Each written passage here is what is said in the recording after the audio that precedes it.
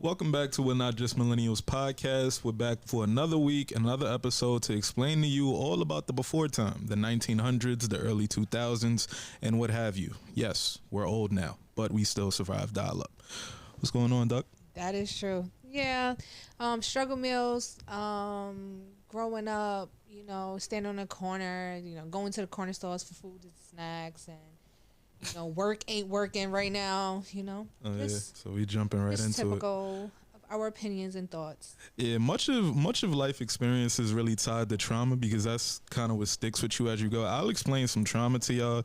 Trauma growing up is a chicken quesadilla at Taco Bell used to cost $1.89. Yeah. Now it's like $6.25. There ain't no therapy for this shit. I mean, a pack of gum is 35 cents. It was 25. I love Winter Fresh, but I ain't paying 35 cents for Winter Fresh. 35 cents I could carry. That's a dime more. We went from $1.89 for a chicken quesadilla to $6. I don't even need Taco Bell. I mean, they don't have a value menu either, a dollar menu either. I'm personally affected by that because, again, there's no therapy for this shit. Somebody do the math on what's the inflation rate on that because that got to be like 300% or something. That's funny. I got a question though, Aaron. Do you think struggle meals built character? Yeah, because that's all you had. You had to survive with that. Like if your stomach rumbling, you know about the trick where you like drink water and lay on your stomach? No. Oh, well, I never did that. You weren't really in the trenches. I was in the trenches, but I never did that. I mean, I ate rice and eggs for dinner at one point. Rice and eggs, bread and ketchup, syrup sandwiches, sugar water. Yeah, this is all everything short of government cheese. Sure, I ain't have government cheese. My mom did when she was younger. Not me.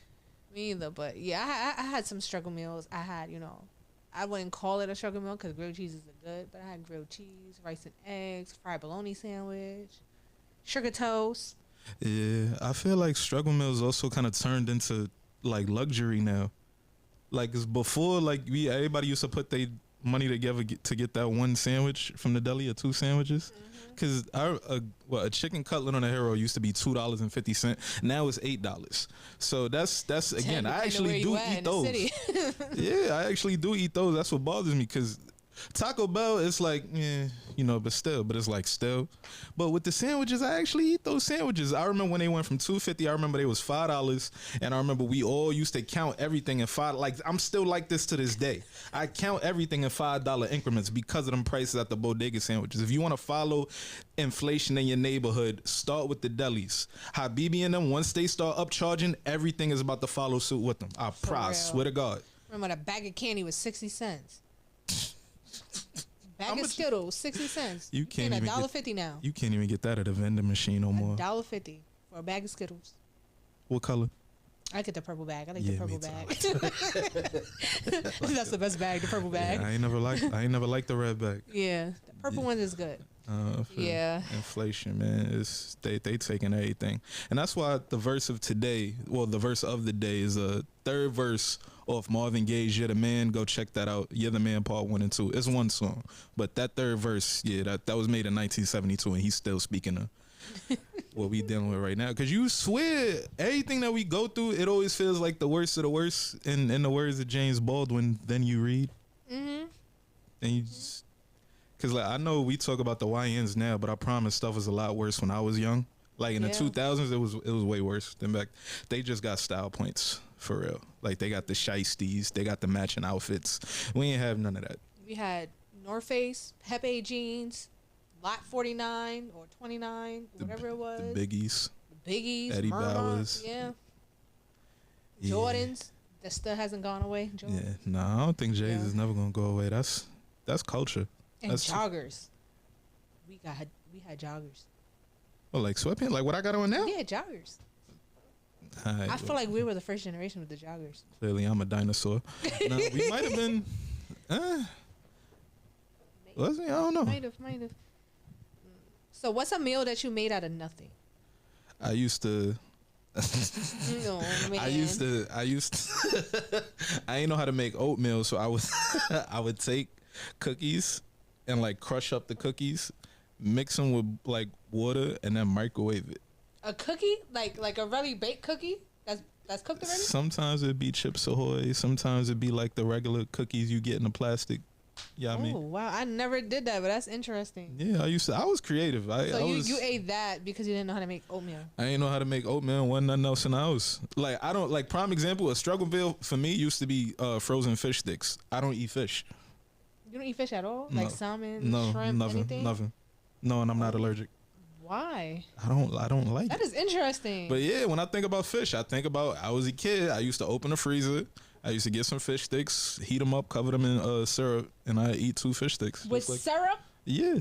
Not ketchup? No. Oh my God. Diabolical. Like that is disgusting. You talking about struggle meals or not? That's a struggle, but that is a struggle meal because I would never in my life would have thought of You see who's really from it.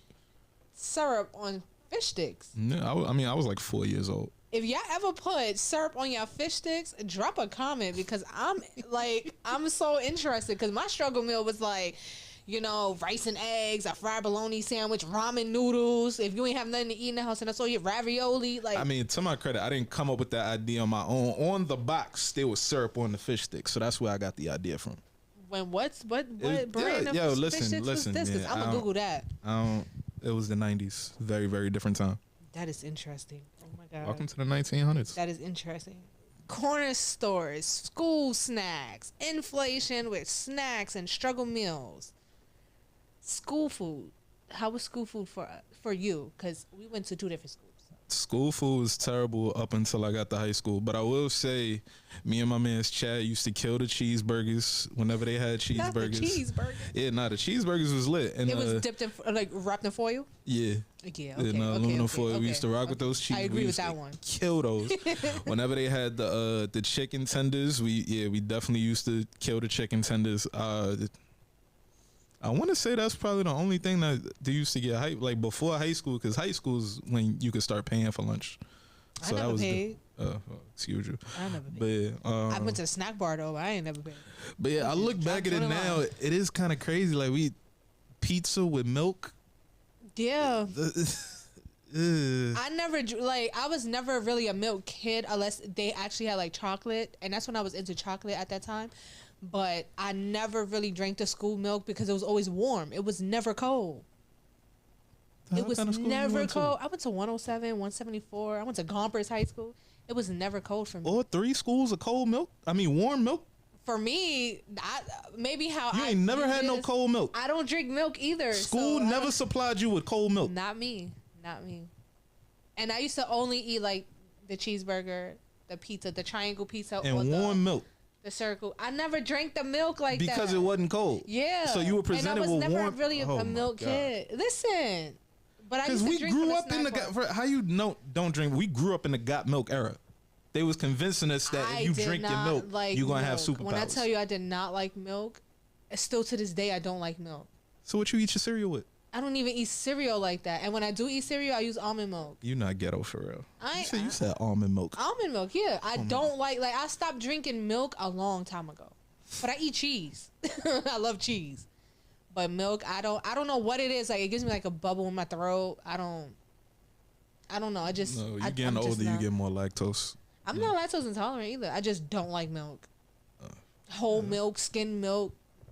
I drink soy milk. I drink oat milk. Almond milk. That's about it.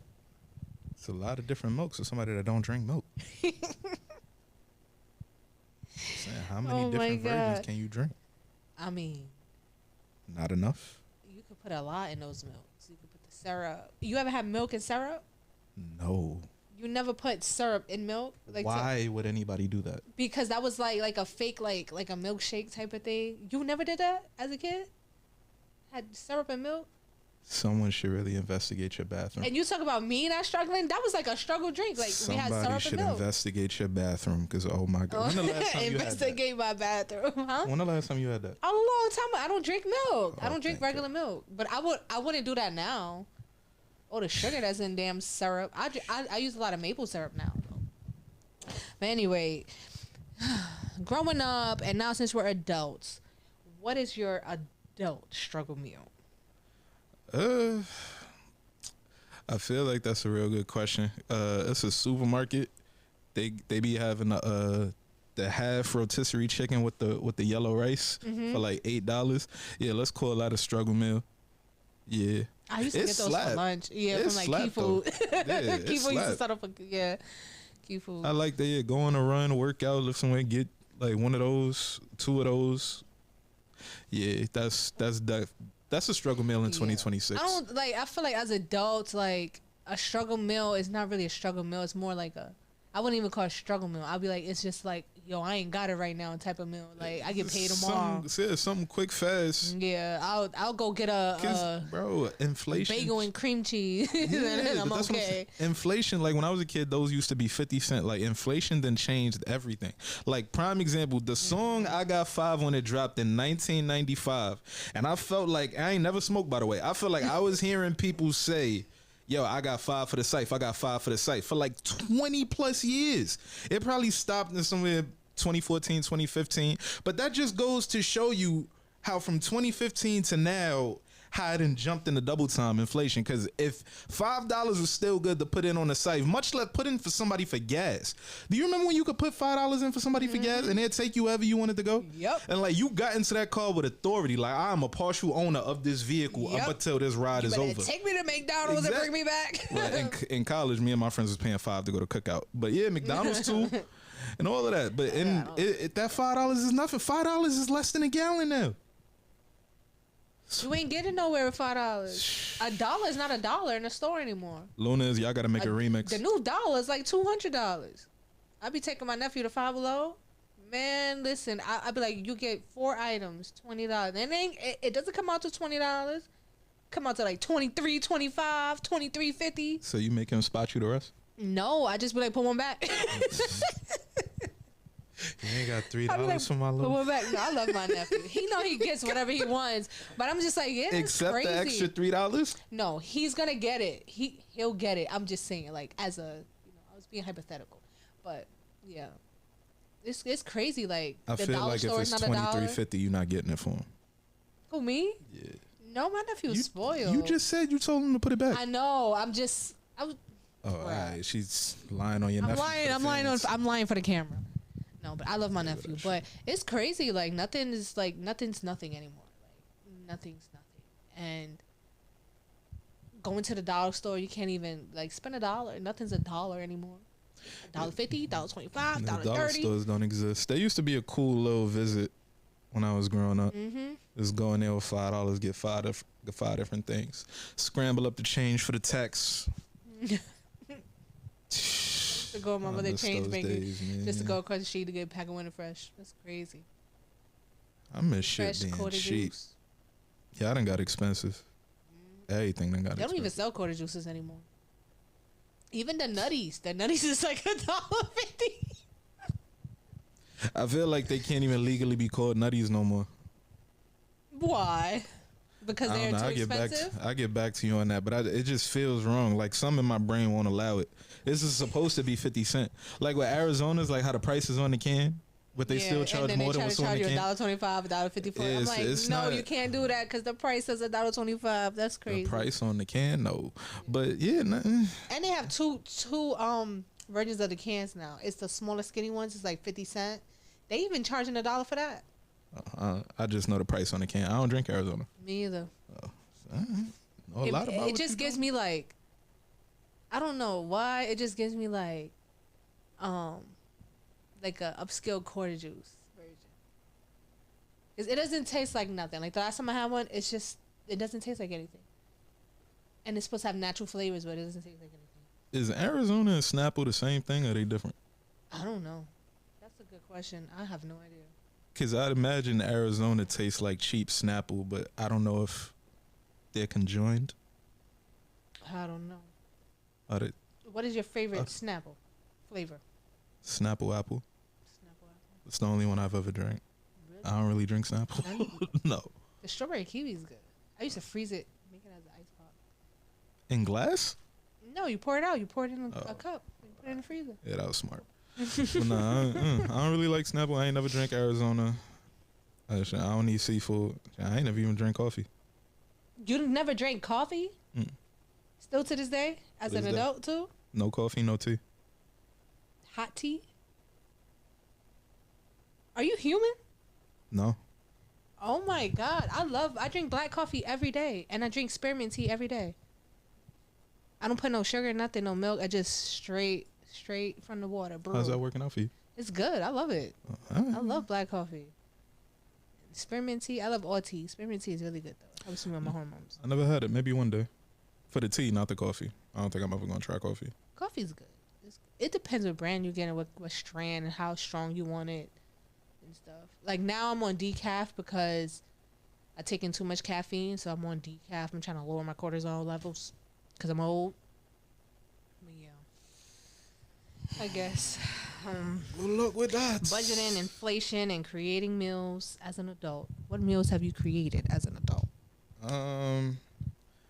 I done definitely ate macaroni and cheese with some grits. Mixed together? Nah, not mixed together. Like separate, but like at the same time. That's a meal I created. Do you like your food touching on the plate? I don't care if it do. But I'm just asking because like a lot of people like it just popped up in my head. Yeah, so. I'm not one of those people like, oh no, I can't just like, I don't care. Like I was the kid like at breakfast I was kind of like throwing everything together and eating it all at once. But yeah, I didn't do that with macaroni and grits. I just had an idea. I was hungry and it worked out. It was delicious. You wanted both. You didn't know which one to pick. Exactly. So you just made both and just put it on a plate. Facts. Facts. It worked out though. Like yeah, I thoroughly enjoyed that meal. Sticks to the ribs. Yeah. It's crazy. One day I was like, I had like a sugar rush and I'm like, what I got in the house I can make? And I had some wonton wraps and then I had a can of peaches. So I made like a peach cobbler and a wonton wrap, and I fried it. Then I put powdered sugar and cinnamon on top. It was good. At least you liked it. It was good. No, I gave it out so people could taste it, and then I ended up selling it at my house too for a few weeks. Oh, shout out to the hustler. I made some money. Yeah, I made some money on it. I used to sell them for like $3. Wait, why you stopped selling them? Because I started selling food. I was doing a lot of other stuff. I feel like that's not an appropriate answer. You stopped selling food because you started selling food? No, I stopped selling that because I started selling food, like making plates. Like I was making like salmon and jerk chicken. So and all you that just stuff. took that off the menu? Yeah, because that's cost. That's cost. So upcharge. I was upcharging. About inflation this whole time. But you know the hood is cheap. So what? But I was upcharging. If y'all really rock with me, y'all gonna rock with my prices. Listen, no, but listen. Y'all paying for delicacy. You can't get this nowhere else in the world. When I started making like the plates, like the real plates, I was charging $26 a plate. And they were giving heavy food, and they were buying it. But they were buying it, but I stopped. You had something they couldn't get nowhere else. I know. You had... I had some good customers too. Like I had a good run, but I got overwhelmed. I think that's what it was. I got overwhelmed because I get overwhelmed and then I overthink and then I get like frustrated. You get overstimulated and you quit. Something like that's that. what happened. Something like that. You were the one of one delicacy and you did not capitalize. I did capitalize. No, you said you was. Yes, during like even last summer I started selling cookies. I was making cookies. You again. just said out your own mouth. I stopped selling food because I started selling food. Yeah, I stopped selling the dessert, and I started selling plates. Yes. And I was in the process. You know what's crazy? I was in the process during COVID to get my vendor license and stuff. But then it shut down, and then they took a lot of the programs away. So I'm thinking about jumping back into that. You still know how to make the peach cobbler with the wonton? Yeah. Put that on the menu. I'm going to make some other ones, too, like blueberry cheesecake, strawberry cheesecake, stuff like that, too. It was good. It was really, really good. Flavors. Hello? You got to, have some type of inclusion with everything. Don't be trying to diversify now. Oh my God. But overall, we learned how to survive off of struggle meals and quarter juices, even with school lunch. Because if you didn't eat the school lunch, what was you eating? You wasn't going to starve. It's either you had what they had right there, the hot food, or then you got a turkey sandwich. It didn't come with cheese half the time, but you got a turkey sandwich. So overall, I hated those turkey sandwiches. All you needed was a lot of mayonnaise and mustard. Oh my God, I hated them turkey sandwiches. And they used to be so fat. Like you'd get one little thin slice of cheese for like that much. Just reliving that trauma. And ain't no therapy for this shit, man. Listen, but it's so all right. I'm gonna do a little like comparison. I worked in the food industry for a long time, for over like 15 years, right? Sorry to hear that. But I loved it. It's amazing. That's how I learned how to, do profit and loss with my stuff. Okay. But when I was working in the charter schools for the school lunch and stuff, their food were so different than the public schools. As in better or worse? Better. Like, they even had a kosher section. They even had like a salad, like a real salad bar. Like, the students could like get up and go make their own salad bars. Who are charter schools for? It was a lot of black and brown people in there. So. No, I mean, like, you know what I mean. I get it, but I'm just saying. But like, where I was working at, I worked in one in Harlem. I worked in one in Parkchester. I worked in one in Brooklyn. Like, they were all like the school, like the food. I was like, they even had hot dogs. We never had a hot dog. Who are charter schools for? Oh my God. Did you have a hot dog for school lunch? No. Nah, I ain't never eat it. They said it was a choke hazard. I damn hey, yo. I damn sure did not have no. Well, yeah, we did have hot dogs and all, but I never ate none of the hot dogs. Nah, don't eat school lunch glizzies. You never know, it might taste good. I never tasted, but that's not something. If you are between the ages of 9 and 15, that is not something you ever want to find out. Stay away from the glizzies. But yeah, I gotta look into that. Who is somebody in the comments? Tell me, who exactly are charter schools for? Like, what specific crowd sees like, oh, charter school? Yeah, I want to go to that. Because now I need to know. Well, nowadays a lot of parents are putting their kids in charter schools. They want them out of the public school. Okay, but what kind of parents? There's a lot of people on our block that do it.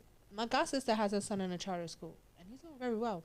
I don't have nothing against public school. Okay, well, why does your god sister want him to go to a charter school? I don't know. I never asked. These are the questions. We gotta figure never that. asked. Somebody please explain. I don't have anything against public school. I feel like, for me, like growing up, for me, I feel like public school for me shaped me. It shaped me into a way like I gained confidence. It's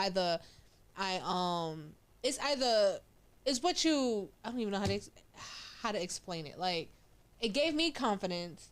I had the best of both worlds because I learned a lot in the public school system. Like, I learned about Hammurabi and all this stuff. And then when I was interested in other things, I did have good teachers that actually bought me books outside of the curriculum, and they made me more aware of certain topics I wanted to learn about.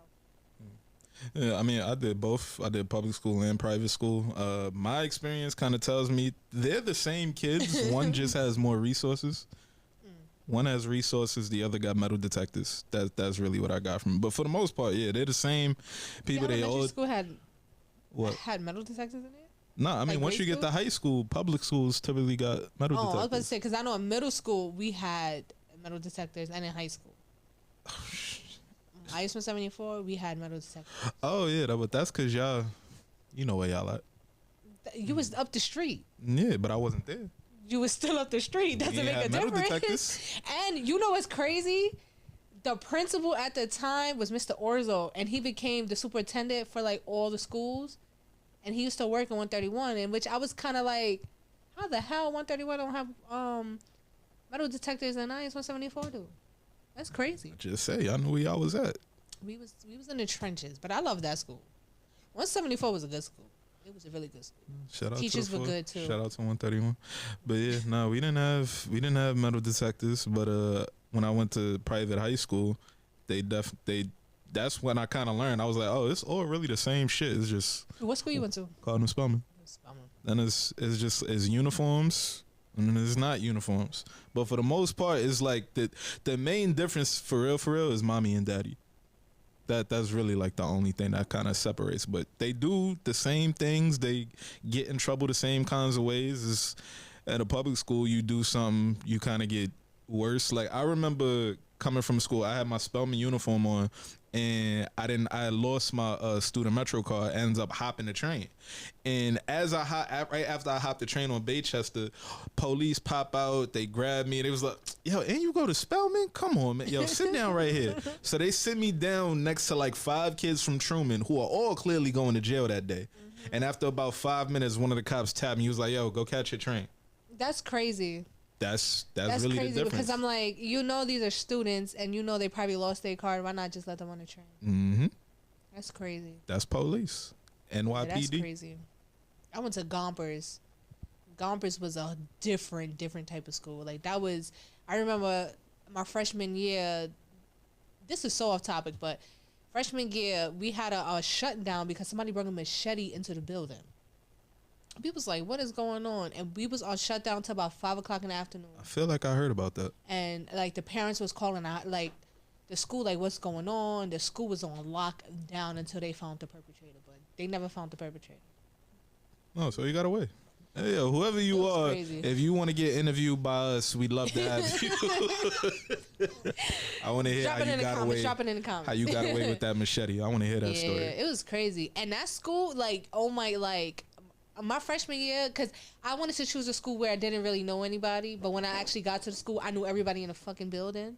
So I was just like, I'm trying to get away so I can, expand my horizons, meet new people. Then I ended up knowing everybody in the damn school. I'm just like, I was just in middle school with you. I was just in elementary school with you. You live down the block from me. Like, what's going small. On? It definitely is. And furthermore, a piece of history some of y'all might even not know about Gompers High School. The Diddy Shuffle, the shit you be seeing that Diddy and his kids be doing at every concert, that step was created in Gompers Auditorium 2006. Yeah. The more you know. Yeah. It's crazy. Good times. Good times. Well, so we covered those. Now, work ain't working. For me, it's like I'm working. I'm grinding, but I'm not living right now. And I want to live, but I'm grinding because inflation is high and I got to pay rent. My rent is too high.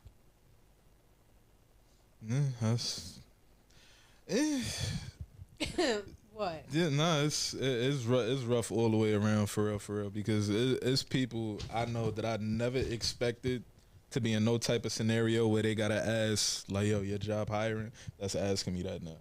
And it's equally shocking and terrifying because it's only an indication of what's to come, and that just means the days are about to get real dark. But do you feel like it's a burnout? No, I think it's... Do you think millennials have burnout? Are like experiencing burnout? Yeah, I mean, because burnout is a story of our life. We grew up to just like, oh, you don't know about it. And now that we old, it's just like, oh, you just got to keep, you know what I mean? So, yeah, we the generation it was never enough when we was kids. Like, oh, you think you done did something? Or let me tell you about XYZ. Or like, how much pressure my boss is putting on me. Or at the same time now, it's just like, oh, man, I'm just tired. And then you got to hear more about like, all right, well, son still need new sneakers. Yeah, we still gotta go back to work and pick up that extra shift, y'all. It don't stop because everything is through the, like when I say everything is through the roof, like the cost of diesel is very much tied to all basic costs of human living in the United States, and diesel is like $5 to $5.50 per gallon on average. Like you looking at $4.90 in a low place. So, you ever been to the Virgin Islands? Yes, I have. So in 2024 I went, right? Mm-hmm. And I met up with my friends out there and we found a cab driver, and the cab driver was explaining to us like how, the cost of living is so high out there. And I was just like, yeah, it's high everywhere. And I'm like, in New York, y'all think we got it good. It's expensive in New York. Bruh.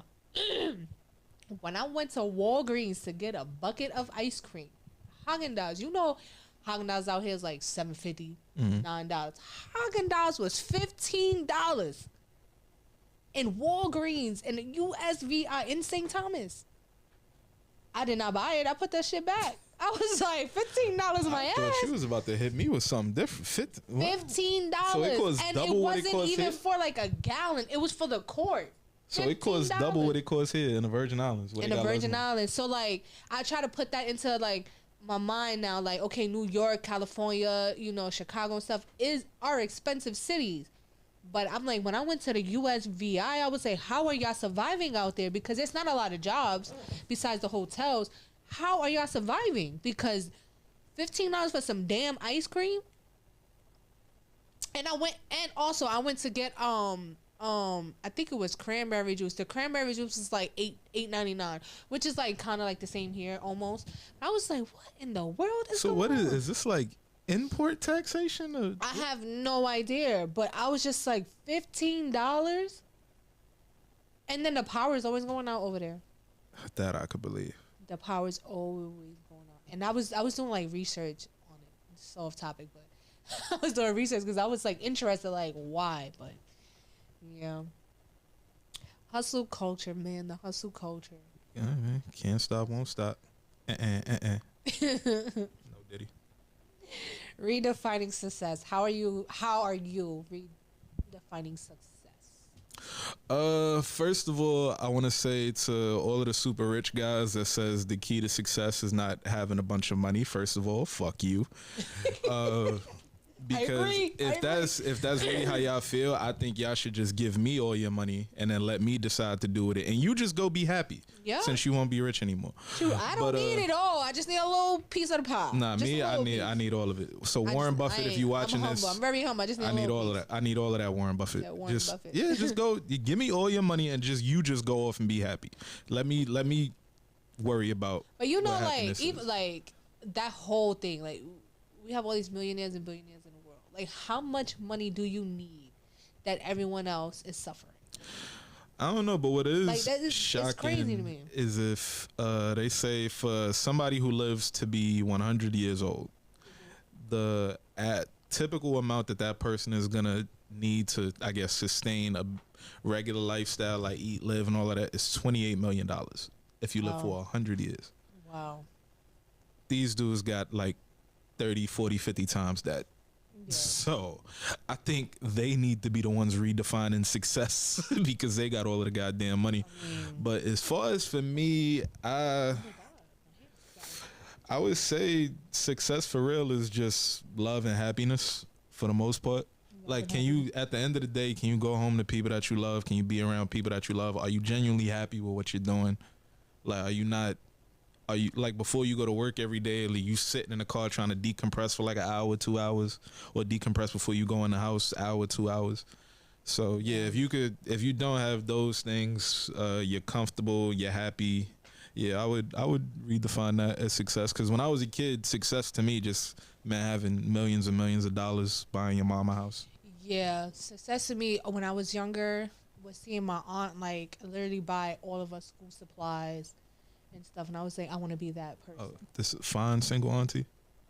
She wasn't. Yeah, she was single. She was very old, but she was single. But she was one of the ones in the family that actually had like a really, really good job, and her kids were older. They were like in their 40s. But she can't be fine though, cause she was old. No, she was fine. That's ages, duck. No, she was fine. I'm like, all of my aunts are beautiful. She was fine. I just don't like see it like that. I just always seen her as a rich aunt. Like, I always called her the rich aunt. Like, we all was like, that's the rich aunt. Like, we used to go to her house on the weekend just to clean, just to make $40. Just to make $40, just to go, like, because we're planning like to go to the movies or something. Mm-hmm. You remember Whitestone? Yes. We used to walk to Whitestone and walk back so we could have some coin left over and go to like McDonald's or something. Yeah, Auntie gave you a lot of good memories. Yeah, she did. So, Auntie, if you see this, I hope you press her about why it took her so long that now she was the fine Auntie. Oh, God. She hesitated on that. Stop starting trouble. Nice. That's what you did. Like, she wasn't fine. She was old. She was old. She's in her 80s. And you still doing it. Oh, my God. Whatever. Anyway, but that was like my definition of success back then. Now, for me, success is having peace and making sure that I don't have to worry about paying a bill. And happiness. Like, I love, because I love, but having a peace of mind, like knowing that I could come home and my bills are paid, I don't have to worry about paying my rent, my phone bill, nothing. It's paid already. And happiness, whatever makes you happy, or whatever makes me happy, I just want to do it. I don't want to have no restrictions on what I want to do. That makes me happy. Mm-hmm. Love. I love love. And my definition of love is different from everybody else's definition of love, so I don't really talk about it. Oh, shit. Yeah. That you not going to tell us? What me? You're not gonna tell? I live in like a fairy tale world between like Disney movies and the Hallmark Channel and Celine Dion songs and Andrea Bocelli songs. Like yeah. You still ain't tell us. I just said it. I just explained it. I live in a fairy tale world. Yeah, that's still not telling us nothing. Beauty and the Beast. I like Celine Dion in Disney movies. Now you know what my definition of love is. No, I'm saying I don't compare it, but I just like. I want that feeling, like Beauty and the Beast type of feeling. Anastasia, I love it. See, but that's what I'm saying. Okay, just hear me out. I asked you for your definition of love, and you just gave me all of these movies. So what you're telling me is your definition of love is not a real thing. No, it is a real thing because it could happen. It could happen. The way I you think Beauty and the Beast can happen? Yes, because the Beast. All right, here we go. Yeah, we're gonna get into this one. Beauty and the Beast. The way I seen the movie is that you have somebody, for an example. You're going to kiss a giant bear and gonna turn into a handsome prince. For an example, like say if like... And he just living in a mansion. No, say mad, if big and ugly. Jose was over here, right? And he was in jail for all his life, and then he finally comes out and everybody's like, oh, he's a criminal, he's this, he's a thug. That's not Beauty and the Beast. But this is how I'm viewing things. It's my opinion. But anyway, I love love. Like, I just want the same love that I give to people back to me. Do you love love? It sounds like you love fairy tales. No, I love love. No, I love love. Like, I love love. I want to be walking down the street on the right side of the street and he pulls me and be like, hey, I love you. Yeah, I love love. The feeling of love. I love it. I could go on, but I'm... Based on these cartoon-ass movies that you watch. Don't judge me, y'all. Don't judge me. If you love love, comment in the chat. Put a heart.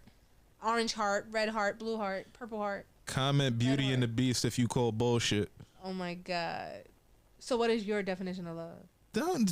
Recognizing the soul's counterpoint in another person? Yeah. But you see how that was just a basic, straightforward answer? Not, well, if you've seen How to Lose a Guy in 10 Days. Like, what? It's kind of, well, look, I don't know. Maybe it's just because I'm a girl. But, yeah, I love love. I love love. Are you a girl or are you delusional? I could be both. Two things could be true. Admittance is the first step. I mean, you never know. I could be both. But I love love.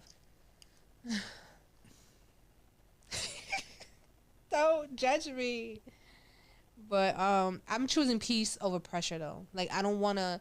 Growing up, like, I always had the pressure, like, oh, I have to do this, I have to do that because my family got to eat, stuff like that. But I'm choosing peace and taking my time this time around. I'm 33. I don't want to be how I was in my 20s, working 40, 80 hours a day, a week, and all this extra overtime just to provide when I'm like, I'm not living my life. So I'm choosing peace over pressure this time around. I'm not getting younger. I'm 33. Yeah, and in my teens and my 20s, you know, the teens I was outside. The 20s I had to slow down. And by I was 22, 23, I'm like, I'm working freaking 160 hours every week. It's crazy. 160? Like 160 hours at the garden. I used to pull in money at the garden. Yeah, the garden. I was a supervisor in CVS Pharmacy. Man, listen. Yeah. I'm choosing peace over pressure. I ran a trucking business for most of my 20s. I look back on that now. That should feel like one big ass waste, but I did learn a lot, and I made a lot of money. That's good. But yeah, as long as we're learning from like our, you know, choices that we're making. Yeah, so salute to all my CDL drivers, but I could not do that shit no more because I saw a skit once and it was too much of me. Like the dude was saying, "Hey, I'm a truck driver. I was supposed to quit 5 years ago. Hey, I'm a truck driver. Tell me a date. I'm gonna miss it. When is it? I'm not gonna be there." I think it's the. I can't even speak for them because I was never a truck driver, but I'm just speaking from the external view of just always working because you gotta because we're money hungry. We're grinding, that we never get to close the gap to where we want it to be closed, or we get distracted from what the goal actually is for us, and we keep going. It's like chasing, right? Yeah. And then when you finally catch it, it's like, okay, now what? Like the adrenaline is gone because you already got it. And by the time you get to the thing, a lot of the times it don't be worth the same what it was when you initially set out to get it. Because I did that, and it was for me. I guess that's youth. I was just looking at it as a way to make like a lot of money, like real fast. But the stuff you end up paying for is like it don't really even out. Like every repair costs like $2,000, $3,000, $4,000. Yeah. Blow out a tire, that's a quick $1,600. Like it's so much. And now I remember these potholes ain't potholes. These potholes are sinkholes. I was doing it when fuel was like in the twos, like $2.60, $2.70. Like it's $5 now. Like so salute to all my CDL drivers, man. Keep hustling, keep grinding, but know when it's the time to stop, because I know it's a lot on your body. And invest. Like I invested very, very young. Well, not very young. I would say like in my 20s. I started investing in like stocks and stuff like that. And this is all because I seen a post on Instagram. It was just like, oh, invest in this. I put in like $100. I forgot about the $100. When I went back, it was like at $3K. I was like, oh wow. So I invest any little $25 I get, I invest. Funny enough, I first got hip to investing, and this is random dumb luck. My friend Trent and I when I was a kid, I used to be in my friend Trent's house all the time. And then one day in particular, we was in his crib. We was on WorldStar, and WorldStar had this video about this kid. He was like in high school, and he's just started investing the money his mom gave him because he loved buying sneakers. And before he knew it, he had a bunch of Nike stock, and he had up to like 50,000-60,000 already on hand. So when we saw that, we like sneakers. So yeah, from there. But you were talking about Babe Hound, right? Babe. Yeah. Shout out to Babe Hound. I haven't seen him in a while either. No, I was just on the phone with him the other day. But yeah, I used to be at his crib all the time, and we saw that video.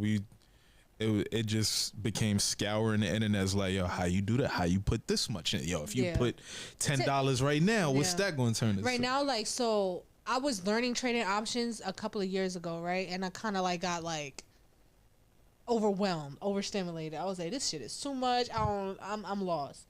So now I'm like, I'm getting back into it now, because I'm like, no, something got to give. I'm not going to be working, doing all this overtime and all this stuff, because I don't want to be, that person anymore. Like, I want to be comfortable sometimes, just a little bit. I'm like, yeah. Can I tell you about my worst investment mistake? Go ahead. It's open. I swear for God, this is a true story. This was during Trump's first presidency. I remember he had said something real stupid, and I blocked him on Twitter. 2 days go by. Not you blocking the president. Yeah, I blocked POTUS on Twitter at the time. Sometime after 2016, so before the pandemic. So it might have been 2016, 2017. Couple days later, after I block him, he goes on TV and he says something about Kodak. Oh no, he tweets about Kodak, right? The camera company. It goes like super viral. 4 hours later, Kodak stock had like shot through the roof, and then somebody did the math, and it was exactly how much I had to invest at the time that I was just playing around with. Like, yo, if you invested this much an hour ago, you'd have $300 million right now. I cried that night, Ducky. Oh man, I cried like a baby. Did you do the Doge thing? The Doge? Yeah, I made some money off Doge. Yeah, me too. I thought I was the only one. But 300, I cried. Yeah, I would have cried like too. Like a baby. I would have been like, and I unblocked them. I would have freaking threw fucking balloons at everybody. I ain't vote for him, but I unblocked them. So yeah, sometimes your biggest op, you never know. You never know. I'm not saying that the president is my op, but you never know. Well, sometimes your biggest op could be you. Yeah, it's not the president. It could be you versus you, because you knew what you wanted to do, but you didn't do it. You hear that? It's not me versus Trump, yo. It's me versus me. I messed up. I did that. Yeah, overall, guys, if you feel like this was a good, episode to talk about, and any comments and any thoughts and your struggle meals. Put your struggle meals in the comments. I want to know what you guys ate. I really want to know what you guys ate and made. Please tell us about the struggle meals. Because I guess my struggle meals ain't struggled enough because he kept saying, that's not a struggle meal. I'm like, sugar toast is a struggle meal. But put them in the comments, like, subscribe, share, we just coming back and forth. And I feel like we should both agree on this. I think that work should support life, not replace it. Yeah, that just comes back down to hustling. How hard are you hustling for real? For the life, are you hustling for the lifestyle you want to achieve, or are you hustling for the life you already got? No, I'm trying to hustle. Do you want to excel, or do you want to get by? No, I want to excel to where I ain't gotta go to work. Yeah, your money takes care of itself. Like, I don't mind working. I love the work, but I'm just like, what the hell is going on? Like, everything's going up, and my pay rate's still staying the same. Yeah, you chasing the American dream. It's a rat race. American dream. What people think is the American dream is not the American dream. Right now, the American dream is getting health care, getting your teeth fixed, like I want to do. Yeah, and just being able to pay your bills on time, and not having to call up and be like, I need 2 days, 3 days, a week, or 2. Yeah, and be intentional with your children, because a lot of us would just they be popping out babies. Left and right. Be intentional with your kids, y'all. And with that said, talk shit, whatever have you. We from Soundview. Have a good night.